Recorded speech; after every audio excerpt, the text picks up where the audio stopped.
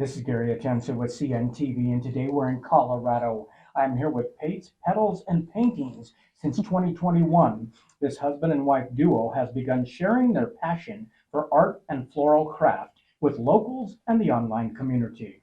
Steve, Sheila, thanks for joining us here today. I'm going to start out with a little bit about the two of you. You joined forces in 2018.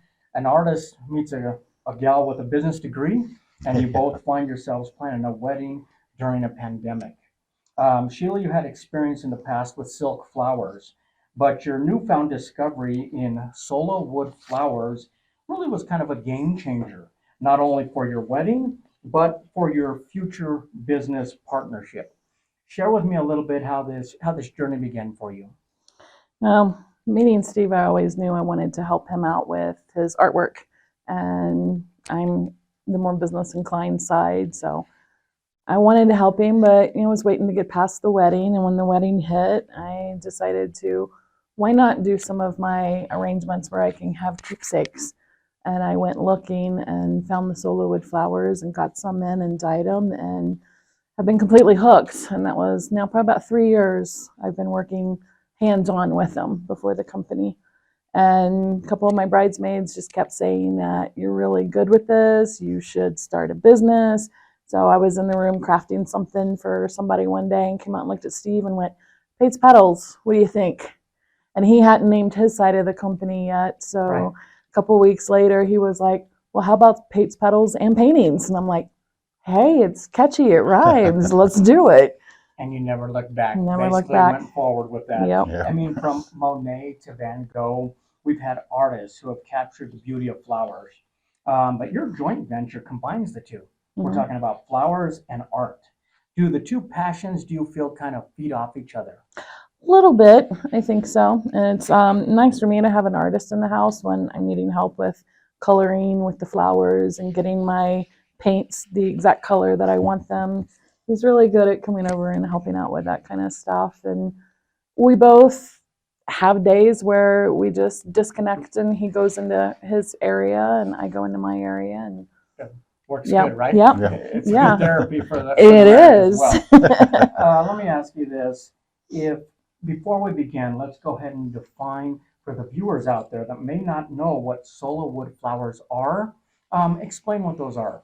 They are actually made from the root of various types of plants in different countries. Here's one you can actually feel if you want as well. But they actually carve into very thin sheets. And Thailand and India are two of the countries that currently do this. And they sit there and hand whittle the flowers by petal, by each petal. And then you can see on this one how there's actually a little wire inside the petals and they all are joined together. So these are shipped to the United States in the pure raw form like this. And then there's a whole community of woodflower florists that have been banding together over the United States. And we have a couple of distributors in the US now. They've only been in the United States about 7 years now, maybe 8. There was actually a company that kicked this off on Shark Tank probably about Okay. 6, 7 years ago. And since then, they've just been growing in popularity and people using them for their wedding and other people turning them into I've businesses. never even heard of anything like that before. I mean, so these are made from a plant, really, Hmm. because it grows quickly. It's a renewable resource. Yep. Even though it's a very light wood, these are still going to outlast regular flowers by far. I imagine that's a benefit that was important to you, and is that Mhm. important for people out there as well? The original name of my company was going to be Forever Flowers by Sheila. But then there was a lot of other women that were using the Forever Flowers as part of theirs. So I wanted something unique, but they do last forever. I'm about to start testing in the Colorado conditions to see how well they hold up outside. So Oh, then I can interesting. have my own data, because the data that we do have from the United States are more from the East Coast, Northeast kind of states. So More humid environments. Y- Than, So right. you've been able to kind of test it here, Right. Colorado-wise, which is great. I right. mean, these flowers you create for the public, I mean, they're wood, but it's not like a hardwood. I mean, it's very No. pliable, it's flexible. Mhm. This is a wonderful substitute for traditional floral decor. What has been kind of some of the response from people as you introduced this? Same as yours, kind of just shocked and interested and never heard anything about it. So it being a new item, it's kind of, I'm having a little bit of issues on the marketing side because not a lot of people really understand what these are. So I have to kind of be there in person and explain things, but it's been really great. Yeah, I mean, you dried your first sample pack. You Mhm. both loved the results. How soon after did you realize that you could turn this passion into a cottage business? Probably right away. I don't Really? think it really hit me for a I don't even while. think we had gotten to the wedding yet, and she Yeah. had the house full of flowers and was just enjoying the creative process.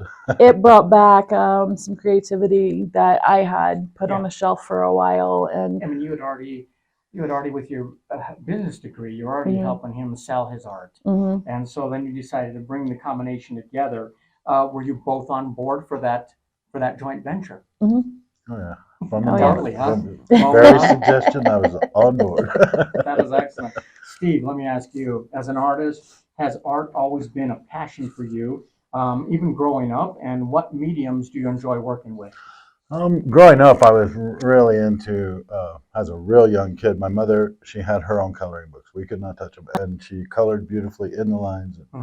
It was always something I admired. And then as I got older, I started taking art classes in high school. And I Mhm. really was into drawing with pen and ink or pencils and charcoals. And I had a teacher in high school, Mr. Bert Preston, who got me into painting. And the very first painting I ever did, I gave to my grandmother, and That's cool. it's still hanging in the house, but my parents live there now. That is exciting. I But mean, I see paintings on note cards to saw blades that yes, you have basically done. Are landscapes kind of the niche that you seem to enjoy the most? And is Colorado a great place for some inspiration? oh yeah, I enjoy the landscapes. I got started again as an adult watching Bob Ross Yep. at 4 o'clock in the mornings. I was getting up super early for work, so I'd sit and watch that, drink my coffee, and I got to thinking I can do this. So I bought the oil paint, started in oil painting, and I enjoyed the medium, but it took very time consuming to dry, and Yeah. the smell. And so then I had somebody suggest switching to acrylics, and I tried it, and I loved it. So I've been doing acrylics ever since. That's cool. I mean, you try to provide art that is not only affordable, but also accessible Mm. Yes. and by selling it online. I mean, can they purchase right on your website or on social media? Mhm. Yes, they can purchase directly off our website, and they can go into Facebook and it directs them to our website. Okay. So they can order from our business page on Facebook, or they can order online. And we do have a few retail locations we are in that they can go in and pick those Speaking of up. the retailers, if a person out there, a viewer wants to actually touch and hold some of this art, where are the places they can do here locally? The best place to go to is up in North Glen at the Painted Tree Boutique. It is a just recently opened here in Colorado, so it's new, but they have over 220 individual companies inside of them. Impressive. So we have I can't even remember the size of the booth, maybe a 10 10 by by 10, like a 10 by 10 booth that's all set up. And we have his pictures on the wall and my flowers all out up in Oh, that's front. cool. So people can walk in locally, check it all out, Yep. figure out what this feels like, because obviously on the screen there, it looks like flowers, but it's a whole different medium. I've never seen anything quite when you like it. I touch thought it was them, quite yes. interesting to introduce to the viewers out there. I mean, this is really a love story that began in 2018 and merged into a business story. Mhm. Do you enjoy watching the business grow as your relationship does? And does it continue to be rewarding for you? Definitely. I think this has really been the first year post him moving in, engagement, wedding, COVID, renovating the house. So we're finally starting to settle in and just really focus more on the business this year. Kind of exciting for people Mhm. to be taking a look at your art like they Oh do. yeah. Mhm. Yep. The very first painting I sold at the Painting Tree was phenomenal. I mean, she's been doing great. The flowers have been selling wonderfully, but the artwork, even though I'm pricing it low, it's just not moving. And I don't know if that's just the environment we're in, but I'm sticking it out and we'll see what happens. Good. But I'm really looking forward. This summer, I'm going to try and get into the Affordable Arts Fair at the Arapahoe Community College in Littleton. And everything there is $100 or less. And that's just my price point. That is cool. I mean, the more exposure we can give local artists is something very important to us. So viewers, let's take a look at the bottom of the screen right there. What you're going to see is their website. On the website, like they said, you can purchase any of their art right there. So if you're nationwide, you can pretty much purchase it there. They can ship it out to you. But if you're local, obviously on the bottom of the screen, we've put where you can actually find some of this art to look at and put in your hands as well. Check them out on Facebook, Pinterest. Check out their photo gallery. They've got a lot of different images there for you as well. We've been showing you quite a bit of their work across the screen also.